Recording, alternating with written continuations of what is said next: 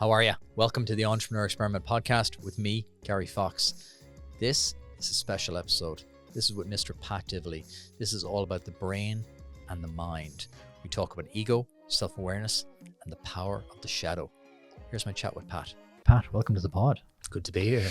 Correction. Welcome back to the pod. Yeah, when was the last one? It's a couple of years, yeah? I had to check, right? September 2020. Wow. In the peak of that thing that was going on in 2020. God, I was probably depressed. Probably, we're all depressed. Like, the only thing is, like, get great people like you in the pod because everyone's at home. I'd ping everybody. I was like, hey, do you want to go podcast? And everyone's just stuck at home. So they're like, yeah, sure, randomer. I don't think I'd recognize myself back then. I must listen back to it. I meant to listen to it and I didn't listen back. I think we all have a bit of trauma from that. I think we all have this thing. Let's just not talk about it. Let's just not think about it. Let's just not deal with it. We've just had this massive 2-year life-altering event, and we're all now carrying on. And slight tangent, I think this is why we're dealing with this banquet of consequences we have now in the world, because we all just kind of went, anyway, moving on. Yeah. Let's just treat everything the exact same as it always was, and now the world is on fire. Yeah. There's a random start for you, Pat. Take that and go wherever you want. Welcome. It's great. And as I said to you when you were joking coming up on the train this morning, welcome to 3D Pat. Like, I just saw like 2D Zoom Pat the last time, so it's great to actually see you in person. You are an adventurer. I was trying to write like a rapid LinkedIn post this morning. My battery in the laptop was dying, so I was like trying to write a really quick LinkedIn post. I was trying to describe you, and afterwards I was like, that's the wrong word. Curious adventurer is how I describe you. How do you describe yourself? It depends on the context, but I like curious adventure. I think that works both externally and internally. I definitely am someone that tries to explore my own internal world. And I think the way you do that is by putting yourself in different environments. So that's been an abundance of different things, from climbing big mountains all over the world to doing massage trainings, to doing breathwork trainings, to studying shadow work, to I'm going freediving for a couple of weeks in Egypt in a few weeks' time. But yeah, I'm an adventurer. I want to know who I am beyond who I think I am. I like that. It's there is that quote, isn't there, that don't live the same life or the same year 75 times and call it a life or something like that. So yeah, some people die. Some people die at 25 and they're buried at 85. Yeah. On that theme, and that's why, as I've gone through the pod, it's been my own journey, right? The pod is just essentially my own self-indulgent adventure into the world to try to figure out exactly who I am. I think you've put it beautifully there. And that's why I started to work on, in the order of the brain, the body, and the business, because I think there's so much more to the world of business. There should be anyway, I think. I think this old idea of like, I built a great business and sure you dropped dead at 55. What's the point? What is the point? And I speak, and a lot of it is kind of like anti-learning. So I'm listening and talking to people and I'm like, oh, that's not what I want at all. Oh, I'm married to a man. I'll hustle 16 hours a day. And I always think to myself, to what end? To what end? So we spoke last time, and people can go back to episode 17 and catch up on your kind of like business adventures. You started off as in the fitness world, and you've now kind of morphed more into kind of like more of a holistic view on life. Is that correct? Yeah. I was 21, 22 when I came into fitness, and I often tell people, like, back in my day, the fitness industry wasn't really a thing in Ireland. There was Carl Henry and there was Paul Byrne. Paul Byrne used to train Boyzone and all the celebrities back in the day, and Carl Henry was well known from, I don't know if Operation Transformation was even a thing, but fitness was my passion. That was my thing that I loved since I was a kid. And so I did the fitness thing, and I was naive at 21, 22. I thought push-ups and broccoli, and you get people to do those two things and suddenly you're going to be, a well-known trainer. And excuse me, I obviously brought in the internet stuff early on. I kind of had a knack. I actually have a website up there from when I was 13, imagine, a wrestling website, WWF Divilly, on my dad's Aircom account. So I kind of had a knack for the internet, and so I used the internet and, built this fitness business online. And obviously a lot of my generation had gone to Australia and Canada and different places. So the long and the short was I went from 5 clients to 20,000 clients in 4 years, 2012 to 2016. And push-ups and broccoli wasn't cutting it. So I started seeing that there's more going on here. Like everyone's getting the same plan, but most people to be blunt, most people are probably not getting the results that I'd Yeah. love for them to get. So what else is happening? There was self-talk, there was sleep, there was stress. Self-talk was the first thing that really interested me. Like, how are people speaking to themselves? What's the story people are telling themselves, and how's that driving their behavior? So for a couple of years, I got really into that, like CBT, coaching, how our thoughts drive our feelings, and our feelings drive our actions, and our actions drive our results. And then I kind of ran out of road, I guess, with that way of living. There's this idea that there's a top-down approach to healing and there's a bottom-up approach. So top-down is the mind impacting the body. So change your thoughts, change how you feel. That works up to a certain point. But sometimes in life, you can find that cognitively everything makes sense. So for me, it was 28. I had achieved everything I set out to achieve. I did everything I thought would help me overcome my insecurities. So top-down approach was, there's nothing here to fix. There's nothing here to change. But bottom up is what's happening in my body will impact how I see the world and how I see myself and how I feel. So I need to address that. Do you mean the physical feelings, or do you mean like your soul, or what do you mean when you say the body? Physical feelings. We can think about the body as being the subconscious to some degree. Like, you've got your conscious awareness of what's happening here. You've got your conscious awareness of what you want in life. So consciously, I might say I want to lose weight and I want to get in shape. And then I find myself reaching for a glass of wine, which is not what I wanted to do. So that's my subconscious playing out. And it's happening through the body. So I get an emotional trigger, something happens that's triggering and uncomfortable for me. And my method of finding safety is to reach for something that's helped me feel safe in the past. So I became more curious about this and sort of the impact of stress, I suppose, where my 20s were driven by insecurity. Like, I'm not enough. I'm nobody. I want to be somebody. And so that really drove me to be successful. And I was relentless. You know, I did hundreds of talks around the country for free just to get my name out there. I taught thousands of classes in fitness. I wrote articles. I did so much over those couple of years. And I burnt myself out effectively because I was constantly in this hypervigilant state, that state of kind of being switched on, and I couldn't switch off.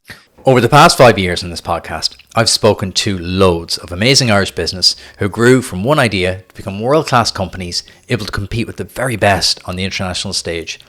And many of those started up and grew with the help of their local enterprise office.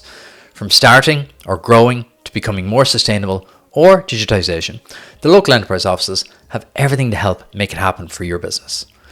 And if there's one thing that entrepreneurs want, aside from more money, it's more time. The local enterprise offices want to give that back. Their supports for competitiveness and productivity can help your business save time, money, and energy. For them, it's all in a day's work.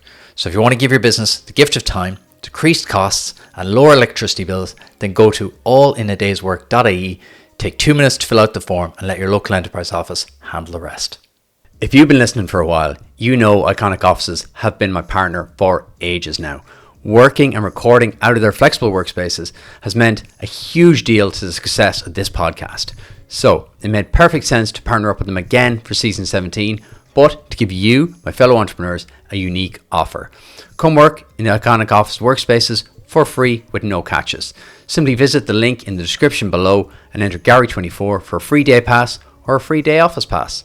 Enjoy. Because I'm curious to explore this, because I think a lot of people go through their entire lives without realizing this. And I speak to a lot of founders go through this, sell their company, and then there's this empty void where they thought there would be the nirvana of, now I'm enough because I've got the money. And in truth, in the last kind of 2 years, I've talked to so many people who've sold companies or had like liquidity events, as they're commonly called, which is a really nice way of putting it. And they feel nothing, or depression. What were you searching for? What did you think you'd kind of, what was the end goal you were searching for back then? Funny, I'm going to a retreat in 2 or 3 weeks' time, and we had a pre-interview. It's a real deep kind of psychotherapy retreat, and so they want to get to know who you are before you even show up. And they said, what do you long for in life? And the first word that came to me was peace. I think if I go back then, it was probably peace on some level that I was looking for. There was a relentless inner critic there for me. You know, there was constant judgment on myself. There was a sense of never doing enough, never being enough, never. So I was searching for, to be honest, my 20s, I was searching for validation. I was searching for someone else to tell me I was enough. And I guess when enough people do that, and you still don't feel it, then you start questioning, okay, well, maybe it's not an outer game. But that prompted the next evolution, I guess, was I got to a point where I've achieved everything I thought I wanted. Everything looks good on paper. I'm judging myself for feeling anxious and sad because I should be happy, I should be grateful, all this kind of thing. And I started going to, different therapists and psychologists and psychiatrists and all the ists. And one of them told me, you're burnt out. I always share this analogy. I might have shared it even on our last episode, where she said, you have a fire alarm in your house to keep you safe, where if there's danger, the fire alarm goes off and it gives you the signal to get away. It gives you the energy to fight or flight. And she said, if the fire alarm goes when you use your toaster or the oven, it's malfunctioning. It's a pain in the ass. You might pull it off the wall, pull out the batteries. And she said, we have an internal alarm within us to keep us safe, where when there's danger, the alarm goes off. We have a fight or flight response and we can get to safety. And she said to me, your fire alarm is broken. So every little issue that shows up in your life is triggering this fear response. And that was my situation. I'd see negative comments about myself online and I'd feel this fight or flight energy. I'd have a poor night's sleep, fight or flight energy. I'd caffeinate myself to the gills, fight or flight energy. So I was living in this That's hyper a really state. interesting analogy. So good. And I think that changed my life to some degree, that understanding that you can't live in your head. Well, you can live in your head. You can do what you want to do. But personally, I can't live in my head anymore because my head lies to me. If I drink 10 cups of coffee, my thoughts are going to be very different to if I've just done a 10-minute meditation. Yeah. So telling someone to think positive, which is what I did in my 20s. I was naive. First, I thought it was fitness and it was nutrition. Then I thought it was just talk nice to yourself, just be positive, just, set goals. And that's useful. All that stuff is useful, but it's useful until it's not. So I think it went from physical body to then recognizing the role the mental side was playing, which is how we speak to ourselves, then the emotional side. So what's happening in my body and how is that informing how I feel? And I think a lot of us are disconnected from our feelings. So that's been my curiosity the last couple of years. It's a brave move, though, to walk away from, I'm going to do air quotes here. If you're not watching on YouTube, I'm doing air quotes for success. Yeah. Externally, I often think it'd probably be terrible and great to see other people as they see you for a couple of days, because we live in our head all the time. And we're our harshest critic. Yeah. Most of us, some people are narcissists, but that's a different story. We're a harshest critic. We always think we're not doing enough. We're not busy enough. We're not, especially social media, that exacerbates it so much. Because you're just seeing the highlight reel of everyone else's life. But I think for you to walk away from that is a very difficult challenge. What were you walking towards? I know you were seeking the next level, but to kind of leave something, to let go of one branch without having the next one in view is difficult. Yeah. What was your plan? I don't want to make it sound so blunt, but what were you letting go to grab onto? I didn't know. I had no idea. Because when I came into fitness, everyone around me told me there's no industry in fitness, so you're crazy to try and do this. And then when I left fitness, everyone said to me, there's no industry in personal development in Ireland, so you're crazy to do this. And I stepped into the unknown, I think. And a couple of years later, people say to me, oh, you made that smooth transition from fitness into personal development and workshops and stuff. I was like, that did not feel smooth. It never is. It's smooth when people look at your Instagram or your LinkedIn, but it's never smooth. But not to get too woo-woo or too spiritual, but I suppose my life philosophy that gives me comfort is that we're all here to have an experience and to learn lessons. And you can either spend your whole life repeating the same experience and not taking the lesson, or you can take the lesson and you can move on. And so I think the fitness phase of my life and that business had certain lessons for me that I needed to take on board, and I refused the lessons a couple of times, and then eventually I got it, I guess, and then stepped into the next thing. So for good or for bad, that's why I was laughing when I'm asked to come on a podcast about entrepreneurs. I don't know if I see myself as an entrepreneur, because from a business standpoint, I'll just walk away from the thing once I'm not into it anymore. I could have probably leveraged the gym or the fitness side of things, but if my passion's not there, my energy's not there, I see myself as a lifestyle entrepreneur. I want a business that supports the lifestyle that I want and where I can kind of show up how I am in the given moment. So I didn't know what I was stepping into. I suppose I was stepping into, the adventure. Joseph Campbell wrote a book called The Hero with 1,000 Faces, and he talks about the hero's journey. You familiar with the hero's journey? I love the hero's so journey. Good. I love it. I reference it all the time. It's because you see it everywhere. Once you learn about it, you see it everywhere. Yeah. And I think my hero's journey initially was failing with the business, moving back in with my parents, feeling completely lost, starting again, stepping into all my insecurities and putting myself out there. I was a shy guy. I am a shy guy. And to put myself out there on social media was terrifying. To do public speaking engagements was terrifying. To do the Late Late Show was terrifying. So I went through all those fears and all those insecurities.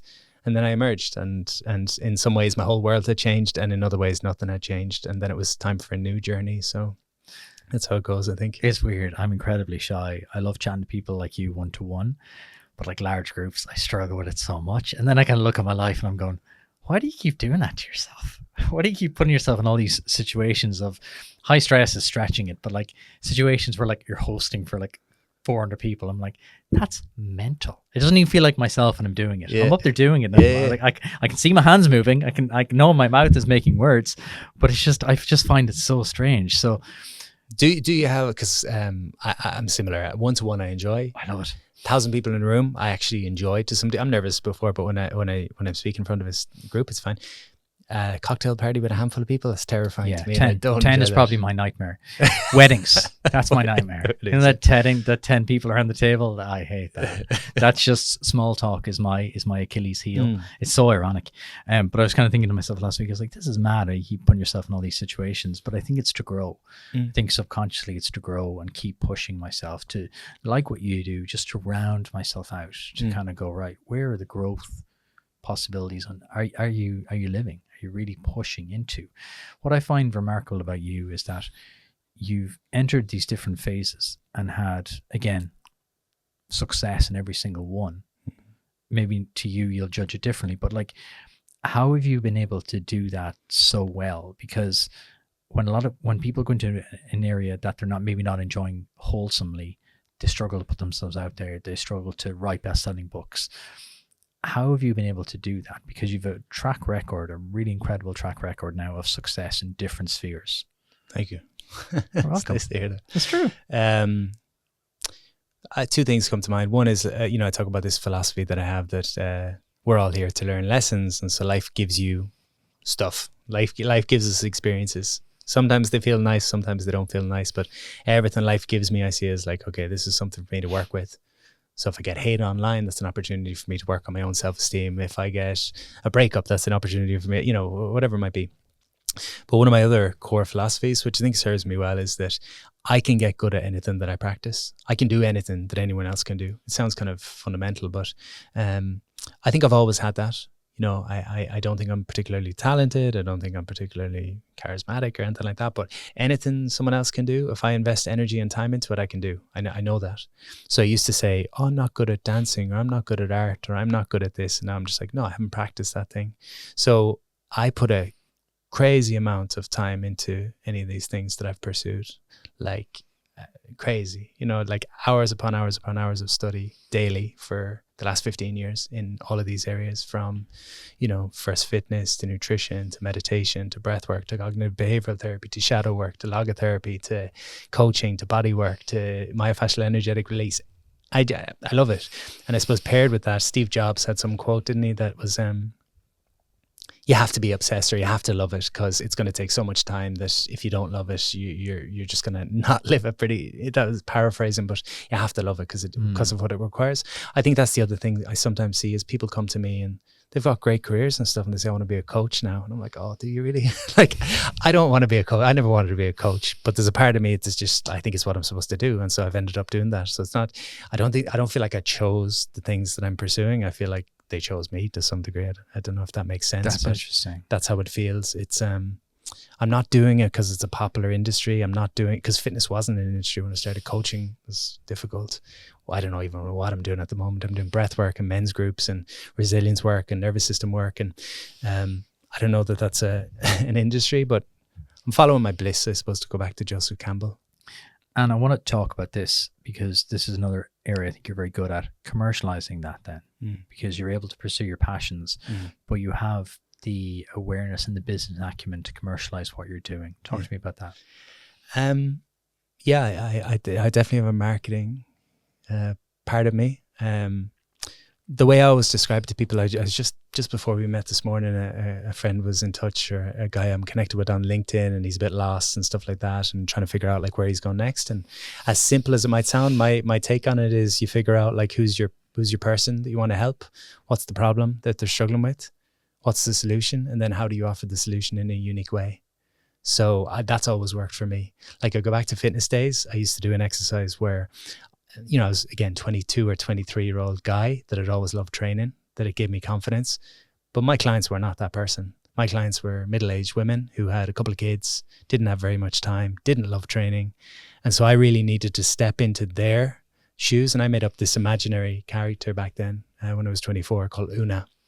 And Una was 44, and Una had 2 kids, and she did the school run, and she hated the gym, and she'd put on 2 stone, and she felt less attractive to her husband. And this was just an imaginary woman that I made up in my mind as to my clients. But what that allowed me to do was get very clear on what are the problems that Una struggles with, and what are her hopes and dreams and ambitions. And then on the flip side of the page, what are the solutions that I can offer that can support her? Mm-hmm. So if Una's got a problem with trying to cook meals for herself and then separate meals for the family, my solution is a family-friendly cookbook.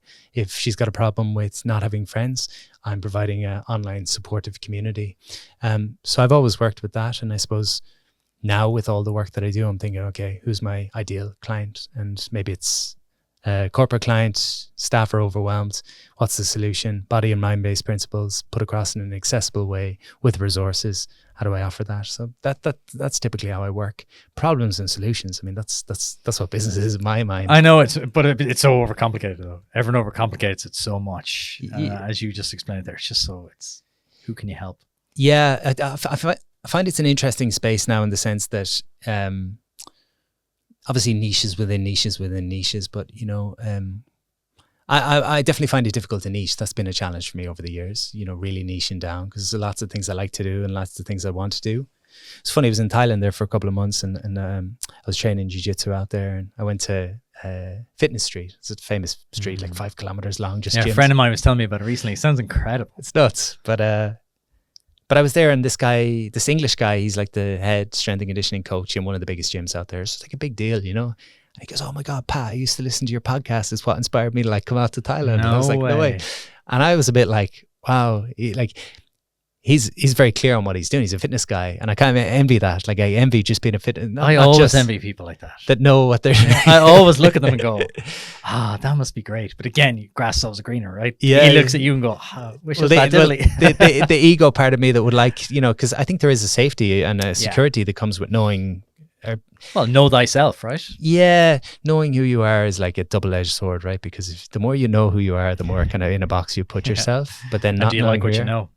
Yeah. So I did have a bit of an existential crisis meeting him, where I was a fitness guy 10 years ago. Now I'm a million different things, and that's fine. But commercially, it's difficult. But back to the commercial piece, I just problems and solutions. That's kind of how I tend to operate. And how do you balance that? Because again, this is a selfish personal question. I always find when I try to intro myself, I'm like, just pick a couple of things and tell them that. Because if you go off listing all the things that you do, people are like, all right. And then you've lost them. Whereas people need a framework. Yeah. I always say this to startups, whenever I teach young entrepreneurs or whatever, I'm like, be very clear. We're going to do the one exercise. So we're going to describe it in 1 page, then we're going to do 1 paragraph, then we're going to do 1 line. Oh, nice. And that's how we're going to, there you go, like that. Yeah. But that's just to boil it down. But ironically, I struggle with that myself because I love doing all different things. I love pursuing all these different passions. How do you balance that then? How do you kind of because you have a broad interest, so how do you even pick what to work on at any one time? I'm trying to get better on this because what am I, 36? I think I'm always going to have that curiosity, and I'm always going to follow what I want to follow, and I'm always going to lean into what feels most exciting or scary at the time. Equally, I feel like my 20s and my 30s up to this point have been about trying different things, and maybe I'm at a stage now where it's time to refine and to commit more to mastery in certain things. So saying no to more things, like breathwork is a big passion now over the last couple of years. So I'm really wanting to become a master at breathwork, because that's something that I'm training other teachers now, and it's something that ties a lot of what I've done together. It helps us access the unconscious. And so I pick things, I'm working on a book at the moment about the shadow. So shadow and breathwork are my 2 big things at the moment.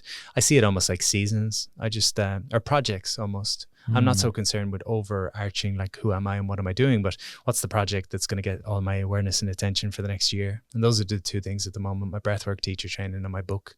But yeah, I'm the same with regards to the 1-1-1, like I had 5 ones. I think it was 5 ones, and it was like, pick 1 market, 1 place you're going to market to them. So like, okay, busy men, going to use LinkedIn.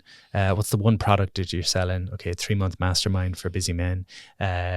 I can't even remember what the rest of it was. So it must not be a very good structure, but I'm great at telling other people to niche down and stuff, but I haven't done that. I know. I also thought first, like, don't try to be all things to all people, because then you'll never. I often think it's different for businesses though, because they have to be super clear. When I found the work of Tim Ferriss, I was like, Yeah. that guy. Yeah. That's who I want to be. I want to be like exploring all these things and distilling it down. And we were chatting off camera just about, you love experiencing these things, being able to distill it and then talk about it. Like that's how I love having experiences and then going, okay, I've learned this. Now I can kind of teach, because to teach something is to truly know it, I think. Yeah. That seems to be your method. So you are constantly, whenever I see you, I follow you across all different socials. Whenever I see you, you're traveling, but you're engaging. You're doing courses. You're hands on. Is that how you learn? Yeah. Yeah. I mean, I struggled academically when I was in school. I'm not really I read a lot of books now and stuff like that, but I definitely, experiential learning works well for me. And it's a funny industry. Like I'm a skeptic the word, but I do cringe.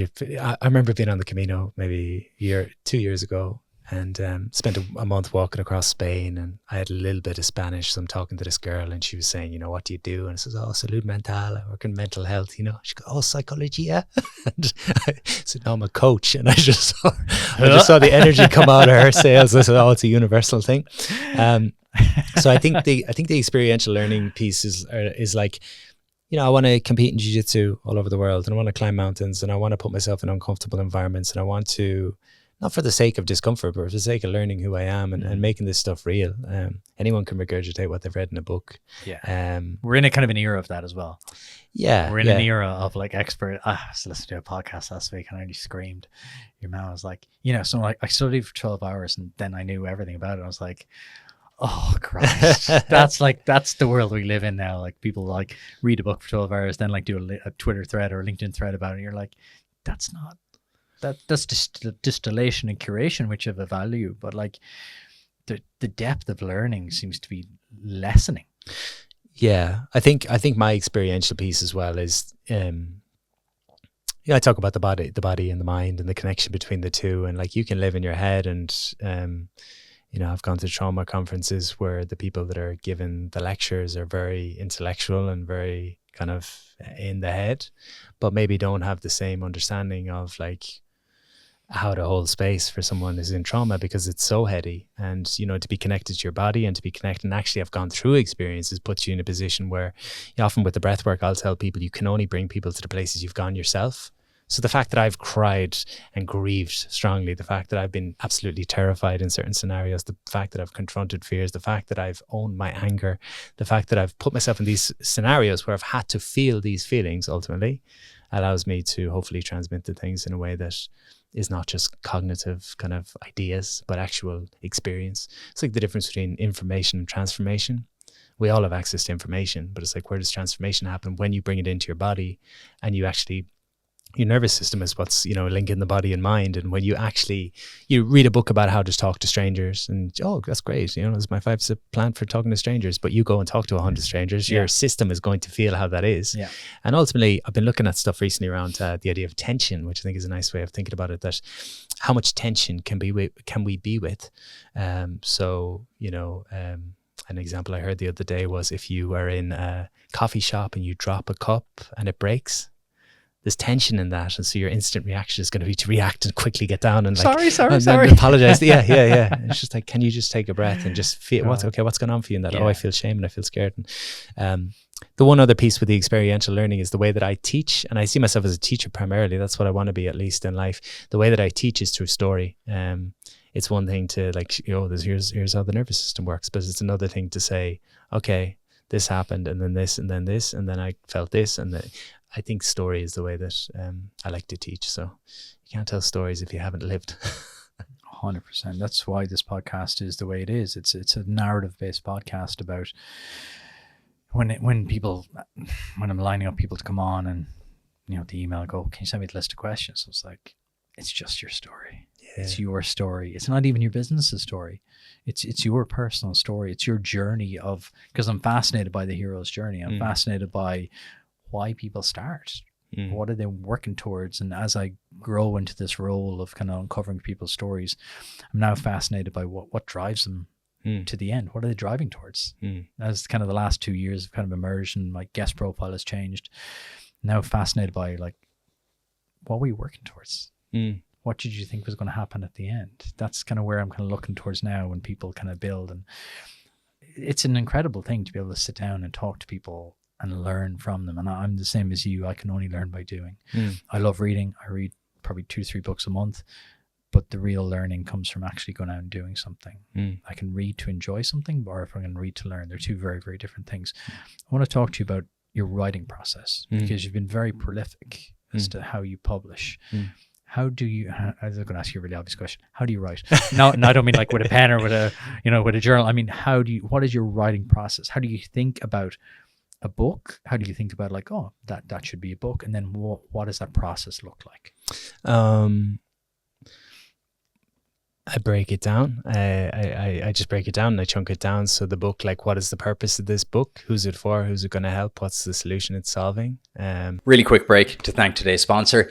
If you've been inspired by listening to The Amazing Business Person and either want to start your own business or supercharge an existing one, then the Local Enterprise Office has something for you. Whether you want to improve your online presence, become more sustainable, get into new markets, or just get the idea off the ground, they have the support for you. For more information, check out your local enterprise office on localenterprise.ie and see how they can help your business today. Now, back to the episode. When you have an idea, you just have an idea going, well, that could be a good book. Do you like jot things down for a while, see how they see it? Or what's your process to go, this has definitely got to be a book?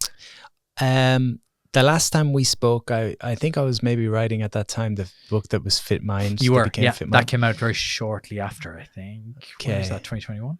Come out? Yeah, early 2021, I think. Yeah. To be honest, when I started that, I was writing a book about men's mental health, and I wrote 40,000 words and then threw it in the bin because I didn't think that was what I wanted to do anymore. And then I switched to doing Fit Mind. So it evolved. Did it evolve or did you start again? Oh, it just completely changed. Yeah, I just went in the bin and scrapped it. Yeah. I'm stupid at that way. Not stupid, but that's just how I operate. Like when I left fitness, I had an email list of 30,000 people and I just scrapped that as well because, I didn't bring that with me into the personal development space because I wanted to burn the ships and start again, which is in retrospect was not the smartest move. How a book happens. I guess it's what am I most curious about that I think can help people, that I have a good knowledge of, that will also deepen and develop. So at the moment I'm writing about shadow. The book will come out next year. I have a really good understanding of shadow, which is the kind of darker aspects of our psyche, the unconscious drivers that run our lives without us knowing. So I have a good grasp of it. I have a lot of experience in it, but it's also going to be interesting for me to write about for the next 6 months. I don't want to just write about what I know now. I want to be stretched. So that's the process, I think, is like, what do I want the reader to understand and get from this book? What are the key concepts? Like if I only had a couple of hours with someone to share everything I've learned on this, what would the key concepts be? And that becomes the chapters. And then in each of the chapters, what are the main points? And then I flesh it out from there. I try to teach points with some background information and then some stories and merge the two. And then the actual process, the best thing I've ever heard, which is really simple, is the writing and the editing are two different things. And it was funny, I was dating a girl when I was writing, I think it was Fit Mind, or it was probably Fit Mind. And I was saying to her, this is driving me crazy. I'm just looking at a blank page. And she had no background in writing. She was a teacher, but I don't know where it came from. But she said, well, if you've no writing, there's nothing to edit. And I was like, oh, interesting. She was saying you just need to start writing.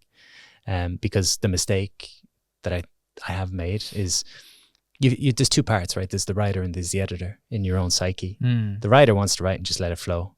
The editor is like the inner critic that comes in and says, oh, that doesn't sound great. Yeah. So at the moment, my process is I just write for hours, and then I come back to it the next day and I refine what was written. Then I come back the next day and I refine and I refine and I refine and I refine. So it's writing once and then refining 10 times. Probably. Okay. That's what it looks like in practicality. Do you enjoy the process? I am really enjoying the process this time. Yeah, I'm very much in flow at the moment. Yeah. I haven't in the past. What's different? What's different? It's partially that. I'm not writing to impress anyone. I'm not writing to. I'm writing what feels. I don't know. It's just flowing. I think the right subject, the right time. It's stretching me a little bit in terms of vulnerability and what I'll share.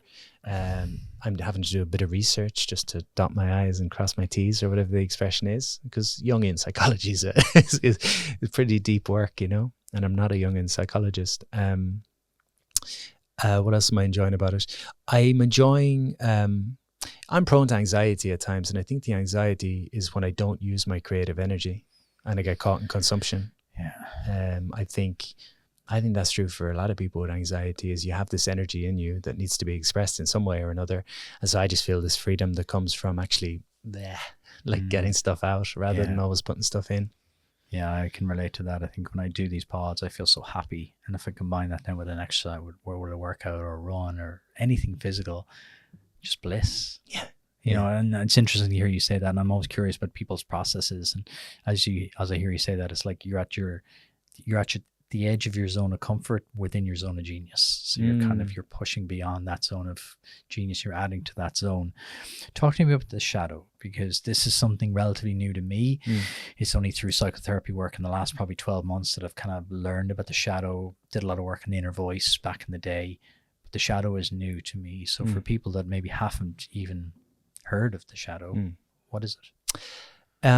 I suppose to frame it a little bit, obviously personal development's a big thing over the last couple of years in particular, and you look at the bestsellers, and you know, some of the top selling books are about habits and environment and goal setting and all this kind of stuff, and a lot of that stuff has trickled down from psychology. Like old school psychology becomes popular psychology, and one of the things that got forgotten about because it's not so sexy is, I think, the shadow.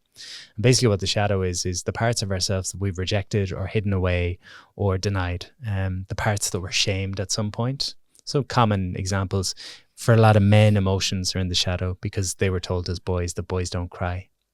And so we learned early on who we needed to be loved and to be safe. And women were the same. Everyone was the same. So we come into the world.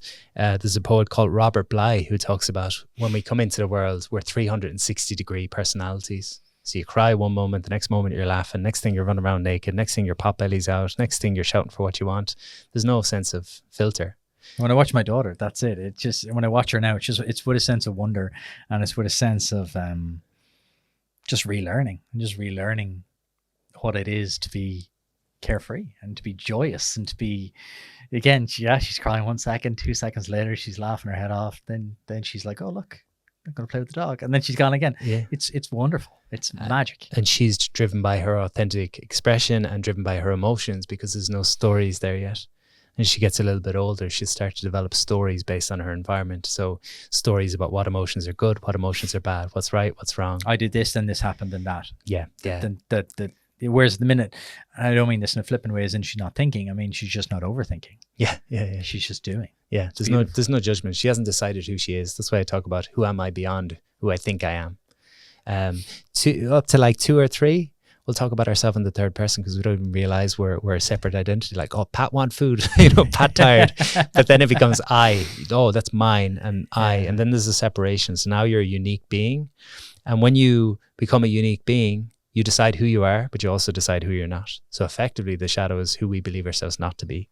So if I'm hardworking, probably my shadow is my quote unquote laziness. So I've rejected one half of who I am. In reality, all traits serve a purpose, right? So every trait can be useful up to a certain degree, but we're black and white. We decide this is good, this is bad, this is right, this is wrong. The problem becomes when we hide half of who we are, it doesn't disappear. It develops energy in the background. A really simple example is when you're told that anger is wrong and you play the nice guy all the time, which is, I'm definitely guilty of this, always people pleasing and all this kind of stuff. Your anger is suppressed and you either direct it toward yourself, or you blow up on the wrong person. Or I've had the experience of like, we talk about, I don't know, fees and stuff from clients. Okay, it's this amount. And they'll say, oh, well, will you do this extra and this extra and this extra? And really stretch you. I know exactly where you're going. I know, and I've been there. But the nice guys are like, yeah, of course. And then there's something happens and I'm just like, no. What? Like, and I don't, and they're communicating perfectly. I'm not communicating well. So that's and then I'm furious at myself. Yeah. Then I'm pissed off at Gary for the next 3 weeks leading up to it because I'm like, you said you do this and now you're raging. Now you fool. You should have stuck to your guns. Yeah. It's weird. So shadow, put simply, is the unconscious driver in our life, like all these unconscious patterns. We say we want one thing and we do the opposite, or we recreate the same cycles time and time again. You know, one The of same cycles time and time again is huge. You see this in people all the time, even in yourself. Yeah. You do the same thing. I talk about this with business people all the time. You know, they keep doing the same thing, even though the result is not opportune. It's not what they want. But just because, even though they know it's bad, instead of pushing beyond, they stay with it. So what is that, Pat? What's driving them? Well, again, mind-body connection, your nervous system. What feels familiar to the nervous system feels safe, even if it's not the right thing. Like if abusive relationships are what I've experienced throughout my life, it's familiar, and therefore my nervous system will crave that. And so I'll keep retracting those until I become conscious. So Carl Jung had the quote that said, until you make the unconscious conscious, it will run your life and you will call it fate. So until you make the unconscious conscious, it will run your life and you will call it fate. So an example of that is, again, if I'm the nice guy and I've suppressed my anger and I never speak up for myself, I might go through life thinking, if I'm just a nice guy, eventually people are going to see my value and they're going to be nice to me. But in reality, I'll keep having the experience of people walking all over me. And it's not about going from nice guy to asshole. It might be about trying out both sides of the coin and seeing how it is. But then Where the line is. Yeah. the line is the middle ground of finding authentic expression. Because if you're a nice guy, you're not an authentic person. Because you're telling people what they want to hear. You're manipulating people in a shadowy way. You think you're being great, you know, but so shadow work, put simply, is about recognizing the traits that we rejected in ourselves or hid or suppressed. One of the ways we recognize it is looking at our patterns, looking at the things that trigger us, looking at the things we find difficult in other people is often a really good sign of our shadow. If I judge people who are cocky, maybe I've pushed my cockiness completely into shadow and I'm overly humble and I'm self-deprecating. And so that's a sign of, oh, maybe I could. So it's recognizing what we've hidden and then integrating those aspects again. So integration means I'm not going to take my anger back and just be running around the place beating everyone up in Dublin because now I'm an angry person and that's fine. But I'm going to get close to it. Almost like a martial artist. You can trust a martial artist because they understand their violence and they understand their potential for causing harm. But if we just pretend, oh, I'm just a good guy, I'm just a nice guy, I'm a hardworking, kind, compassionate. You're playing a character, you're oppressing. That's what it is. The opposite of the shadow is the persona, which is the Latin for mask. So it's the mask that I present to the world. So I take pride in certain aspects of myself. If you look at the things you're proud of and the idealized version of yourself that you would write down, on the other side of the page, if you write down the opposite of each of those things, that's a hint as to what's in your shadow. So yeah, if you don't address this stuff, it'll kind of creep up and just play out in the background. Another example might be if I grow up and there's a lot of praise given to people that are hardworking, I decide as a child, okay, it makes sense to be hardworking, so I'm going to be hardworking. And then I'm driven by my work ethic. I reject the part of me that needs rest because I call it laziness. And what's going to happen? I'm going to get burnt out. So shadow integration is to recognize that hard work is not good or bad. It's neutral. Rest is not good or bad. It's neutral. All these things are neutral. It's what we do with them that makes them good or bad. Anger is not bad. It's neutral. But this kind of polarized way of living is causes us to be on emotional roller coasters, I think. And that's what we want. We want labels, don't we? We want to be able to identify ourselves as, oh, I'm really this, I'm really that. And gives us a sense of control in a world that feels out of control, you know? Bingo, right? That's exactly it. I have a mentor, he's a Native American teacher over in the States, and he talks about how we experience emotions, which are sensations in the body. So you think about anxiety, it's anxiety is not in the head, it's in the body. It's like, okay, everyone's different, but I have tension in my chest, I have heat in my face, I feel all my energy kind of running upward. And then I give it a name. I say, I'm anxious. And as soon as I give it a name and a label, I go to my head and I try to figure out, why am I anxious? Who's caused this? How do I get away from this? And so what's been happening in my body has been, I've ran from my body up into my head because it feels safer up there. It feels uncomfortable with my body. But if I can just drop down and take a couple of breaths, usually it's going to settle a bit. I think what happens a lot when we're too focused on thinking and the mind, we try to outthink our depression, our sadness, our apathy, and you have to come into the body. Yeah. That's what exercise does. That's what breathwork does. That's what meditation does. That's what even therapy can do. It can externalize some of this noise. So yeah, it's a phenomenal area. And it's just we all want simple answers to complex questions. The world is that exact thing summed up right now in Ireland. If you look at God, you can't look at the news. You can't look at anything. Everyone wants simple answers. They want people to blame. They're wrong. They're right. The world is never black and white, and especially with ourselves, we assume we want this simple narrative going, oh, I'm just this way because of why, when in reality it's just so much more complex. And it's never it's just the head. Yeah. It's just the body. Yeah. It's never just that. It's about rounding it out. How have you delved into the shadow? How have you kind of explored this? Different ways. One is what we talked about, like recognizing the patterns. So what are the relational dynamics that I keep playing out? What are the frustrations that keep coming up for me in my interactions in the business world? So looking at patterns and then figuring out, okay, what's at play here? Another way is recognizing there's a concept of parts work, which I think is really useful. Parts work. Okay. Parts work is understanding that you're sat where you're sat, I'm sat where I'm sat. We might think that we're just one person sat here, but really within each of us, there's a myriad of characters that all have different motivations and different drivers and different things that they want to experience in life. So I have a perfectionist part, I have an overachieving part, I have an addict part, I have a kind and compassionate part. And we learned different ways of being in order to stay safe in the world. So we all had painful experiences when we were young. So imagine being bullied when you're young. That's overwhelming. And so your psyche is genius. It comes up with ways and strategies of not experiencing that again. So maybe I become a bully, and that's my way of staying safe. Or maybe I become an achiever, and that's my way of staying safe. Or maybe I become reclusive, and that's my way of staying safe. So we develop these parts, these characters, and we have many different parts. And depending on how safe or how threatened we feel in the world, different parts will kind of take the lead, I suppose. So that's been a way for me to recognize that, okay, when I feel stressed, what's the part that takes over? The overachiever that wants validation. Okay, so that's a sign. So that's part of my shadow playing out. What's really going on there is there's a part of me that feels insecure. So that's another way I work with shadow. The other way is through breath work. So breath work is a means of breathing really deeply into the body, quietening your mind, and then noticing what's beyond that. Might be a conversation for a different day, but with conscious connected breath work, which is what I lead, when we do this specific way of breathing, it switches off the monkey mind. So you experience something called transient hypofrontality. So your kind of default mode network.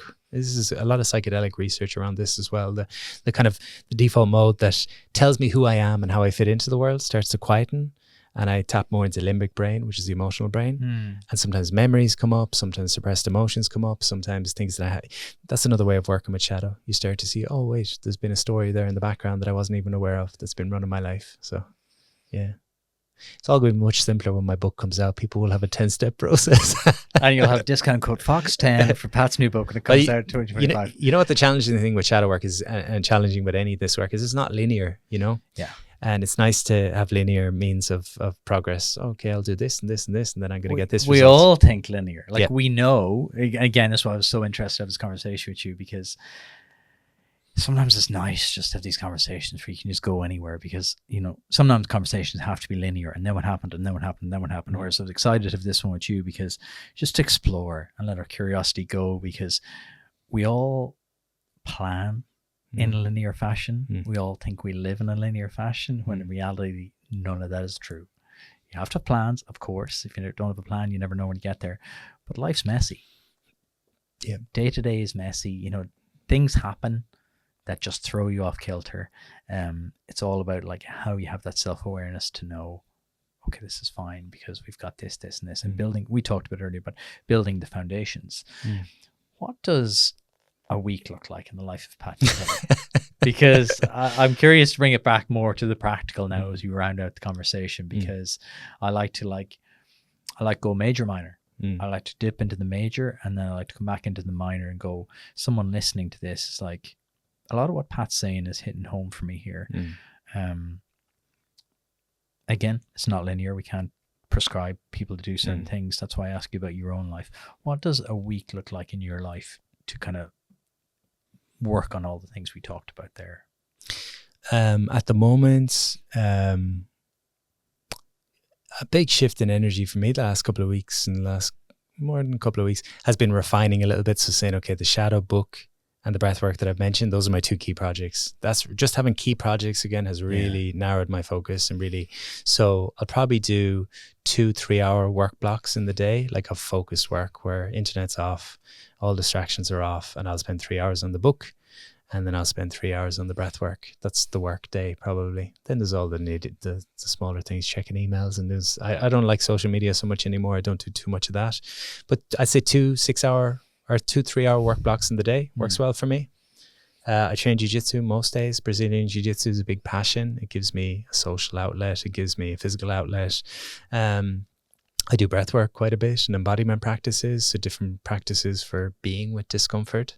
Because your nervous, I talk a lot about the nervous system, but your nervous system is like anything else. It needs to be trained. And so I'll do exercises to put myself in physically uncomfortable positions and to stay with my breath. And that's training me, in essence, to be with discomfort in life, so that when I have to have a difficult conversation, I know what that tension feels like, and I can stay with it.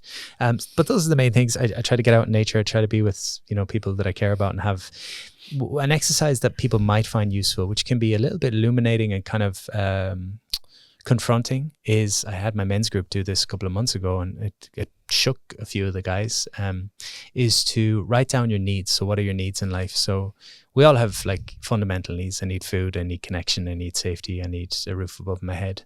But then I think as individuals, we all have needs that kind of life works well. Like you mentioned, when you do a podcast, you feel quite blissful, or when you go to the gym. So maybe those are some of your needs. For me, I have needs like I need to find purpose through my work. I need a creative outlet. I need conversations with people who I connect with, who make me feel like I'm not crazy, because a lot of the world makes me feel like I'm crazy. So I have these kind of fundamental needs. And a lot of my week is just about figuring out, did I tick those boxes? And if not, how can I tick them? So again, meaningful work, connections with people that I care about, jiu-jitsu and movement. There's not a lot really outside of that. I'm not like overly structured anymore. I did all that for a couple of years, but I pick a few things that are important to me in life, and I try to make tangible progress in each of those every day. Talk to me briefly, because it's an area I'm kind of exploring myself, and it's an area I'm trying to work on, is focus. I think focus is going to become a superpower, because people are just so distracted, and by people I mean myself as well, like so distracted by social media and our phones, the two things that are drawing us into this world.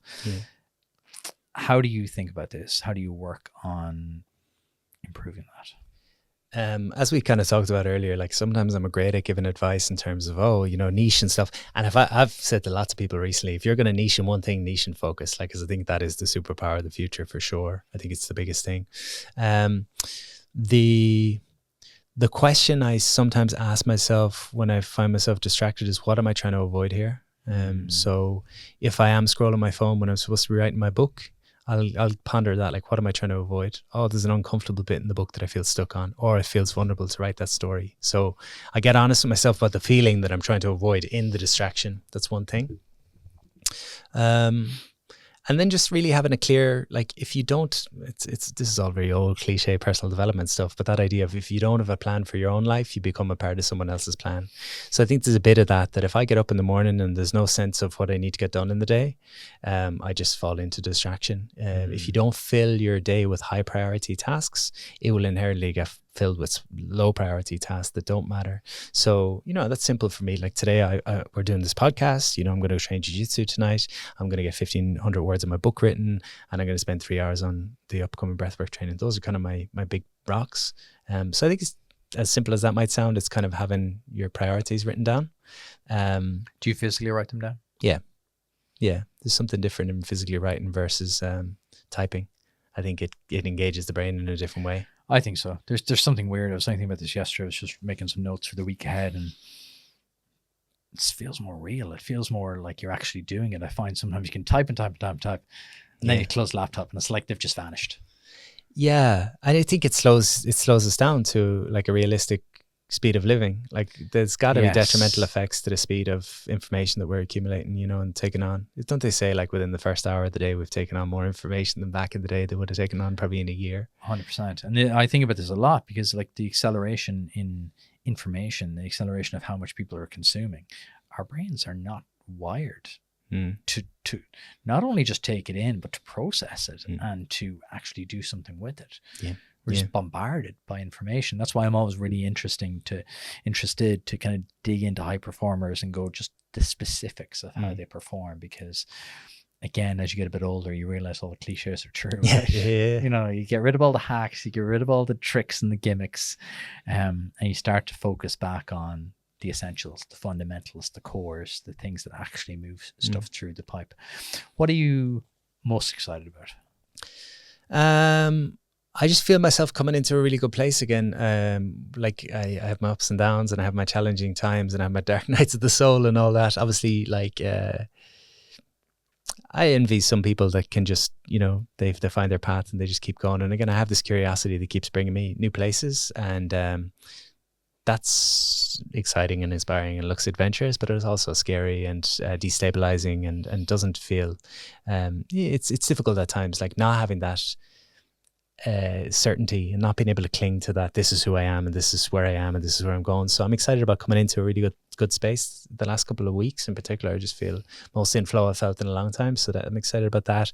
I'm excited about this book coming out. I feel like I'm really going to take something that hasn't reached the mainstream yet and put it across in an accessible way. So I take pride in that, like kind of going through fringes and finding stuff and bringing it back to my tribe. I'm excited about this breathwork teacher training I've got coming up. I've got such a great group of people.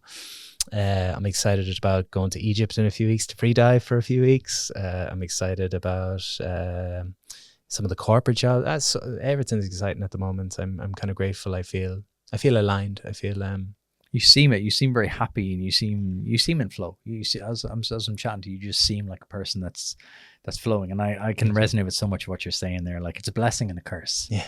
To have all these kind of like interests and things. I had a wobble recently where it's like, why am I doing this? Yeah. Why am I doing? And like at the minute, I just know because it's bringing me somewhere. Don't know where. Yeah. Honestly, couldn't tell you.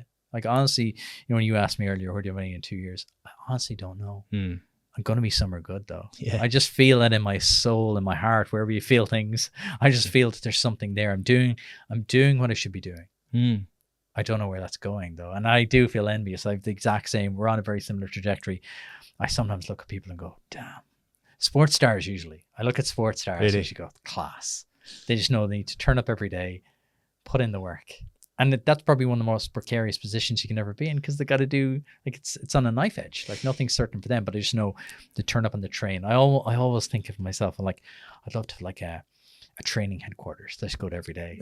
like I just turn up. Oh, morning, Gary. Okay, you have to have breakfast from 8 to 10. Then you're going to do this. Then you're going to, like, almost like a school where you just turn up and you're like, this is what you need to do today to get it done. That's why I'm kind of picking out at the minute with people I admire, trying to pick out their focus tools, because I'm trying to figure out, right, how should I work? Because the world is fundamentally changing, and we're lucky to be able to sit here on a Tuesday afternoon and record a podcast, and this is our job. But it does not come without its challenges.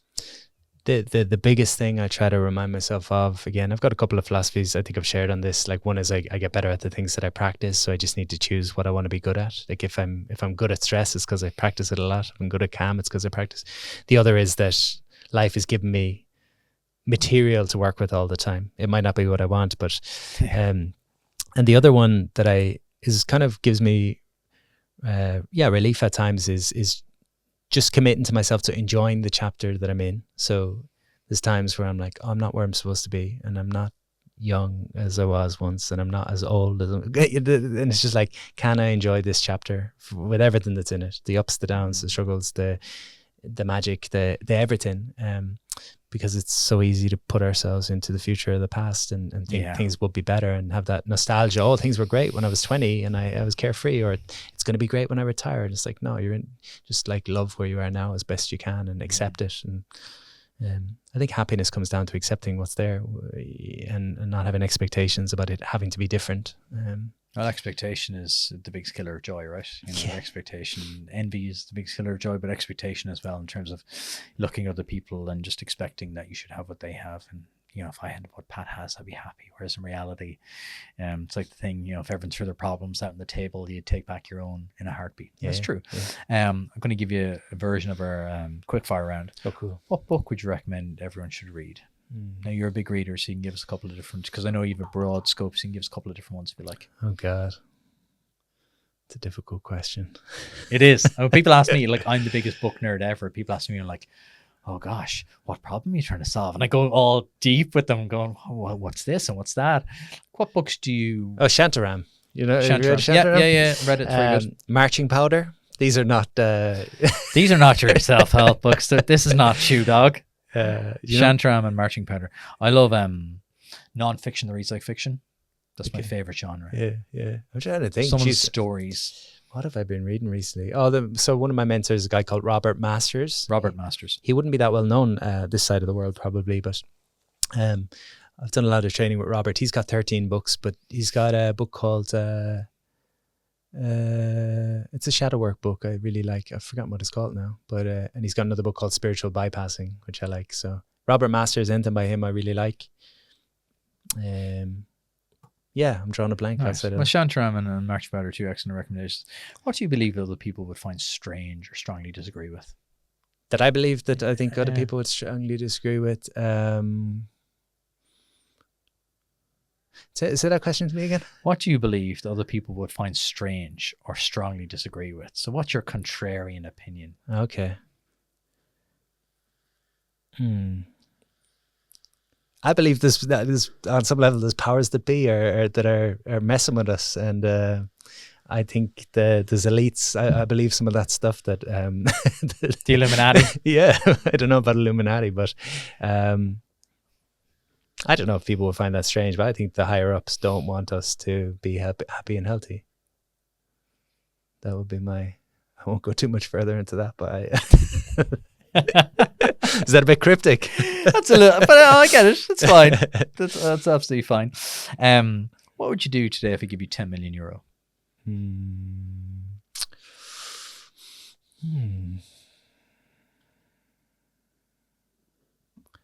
I'd probably write my 1,500 words in my book and do my breathwork training and go to jiu-jitsu. You make me sick. Stop being happy with what you have. Yeah. That's a good answer. Me and my wife talk about this all the time. Millionaire mornings. We're like, what would you do if you had €1,000,000? We try to recreate those mornings now, and often it isn't about money. It's about time. Yeah. It's about time together. I'm deep on the whole fatherhood, parenthood thing at the minute, and like trying to consume as much on that as I can. And to be honest, I'm trying to improve myself first, because I believe you kind of should be the role model. You can't just tell kids what to be. You should live it yourself. But it was a quote. It was just a simple quote. And kids want your presence, not your presents. Yeah. So they want you to be there, not just to hand them a toy at the end of the year because you haven't been there because you've been working or selfishly pursuing your own passions. I think people selfishly throw themselves into external things as a way of kind of avoiding the uncomfortable, avoiding the hard choice of being there, putting the time in. God, I'm not asking myself to be during an interview here. What is your kind of final piece of advice to anyone listening? This is quite broad, so I suppose what's for anyone looking to kind of make one small change, what would be your advice?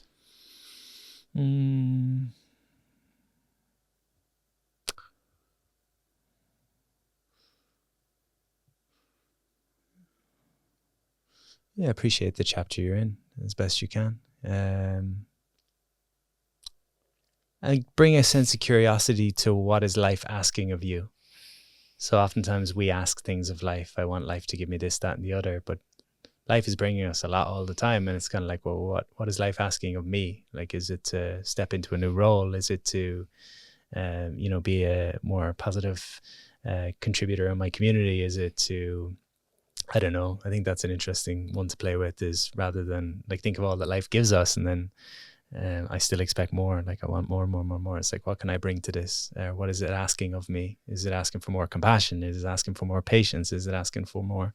There's a lot of craziness in the world at the moment, and a lot of that comes down to.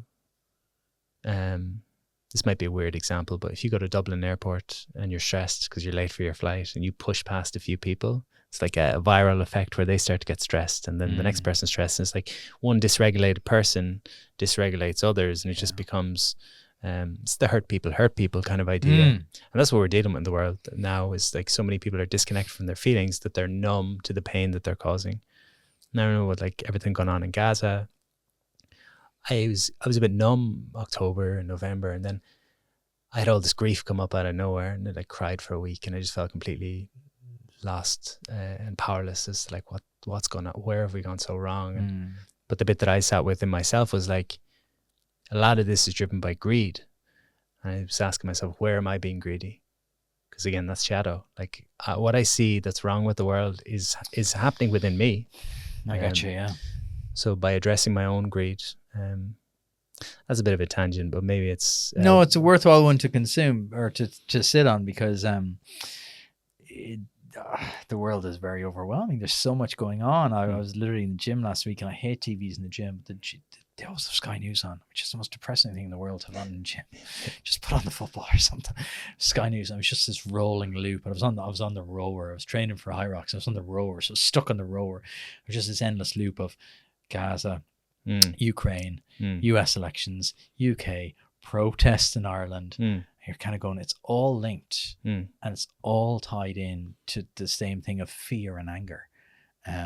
But it got me kind of thinking along the same train of thoughts, because if you started to think on that all day, you just sit there and be miserable and depressed. But when you bring it back to yourself, I think it's an incredibly worthwhile exercise to go, well, what am I going to do about that? Back to my conspiracy, I won't go to it. But when I talk about the hires up and you know, what I'm talking about is when you see on Sky News and they're in Parliament or whatever, and they're like, to me, it's like a pantomime. It's like there's people like really struggling in the world right now, whether it's poverty or it's addiction, or there's so many issues going on. You've got these people taking the mick, shouting at each other across this Parliament, and that's where I'm a bit like, this is so disconnected and wrong. But anyway. I think the biggest thing is Hanlon's razor. I always use this whenever I see this stuff going on. Hanlon's razor. Never attribute to stupidity. Never attribute to malice what you can put down to stupidity. Yeah. I think when you kind of go, and I think it's terrifying for people to go, no one's in charge. That's even more worrying, because people are like, oh wow, this is all just happening. But there definitely is an undercurrent of, at some level, there is things being done that shouldn't possibly be happening. I know we're going in circles here, but I will finish with this. This is bring us up on a high. Bring us home on a high. Well, you asked about the final bit of advice. Or this is a reminder to myself. Anything I say is a reminder to myself. But it's very easy to look to other people and think that they have the solutions or have the answers or have the right way of living or whatever it might be. And I think the more fearful we are, we saw this a couple of years ago with everything that was happening, the more fearful we are, the more we cling to like somebody to give us the answers. And you know, we see it in America with the politicians and stuff, where there's just craziness, and the anxiety that it provokes in people leads them to wanting someone to father them or mother them, and so they project that onto these political figures. Nobody knows what's going on in all of this, and so you have to find your own sovereignty, and you have to find your own truth, and you have to believe in yourself. And you know, breathe a bit deeper. I think that might be the final bit of advice, is nobody knows the answers to your stuff more than you do yourself. You just need to quieten down a little bit and allow yourself to listen, rather than be bombarded with noise all the time. I heard a great quote recently: people want certainty more than accuracy. And it's very true. People want them to tell them that that's the thing. Whereas in reality, it's exactly what you say. It's the self-empowerment. The minute you take a decision on anything, when you're procrastinating, speaking like yourself, I'm speaking to myself here, when you procrastinate on something, it gets bigger and bigger and bigger. But the minute you just take the decision and physically move towards the action, it's like the air going out of a balloon. Just the problem just shrinks.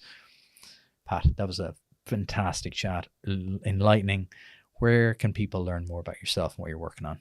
Thank you. I appreciate you engaging me with this. It's I'm always. But this is what I'm trying to move towards, is go deeper. You know, I love, and I do that through the medium of business. But I think there's a new breed of entrepreneur coming through, I hope. And when I use the word entrepreneur broadly, I mean it's people who are building things and trying to shape a better future. And you're definitely at the core of that. Thank you. Where can people learn more about you? PatDivilly.com is the website, and I'm being an adult now, so I'm on LinkedIn. Pat Divilly. Welcome. I love it. And look out for that book next year. So that's me. Perfect. Pat, thank you so much. Legend. Thank you. Thanks for watching. Hope you enjoyed that one. If you did, do me 2 quick favors. Hit like on the video and leave a quick comment. It really helps the channel to grow, especially when it's a small channel like this. If you enjoyed that kind of content, click here to subscribe so you never miss an episode, and click here to watch a brand new video right now. I'll see you back here next time.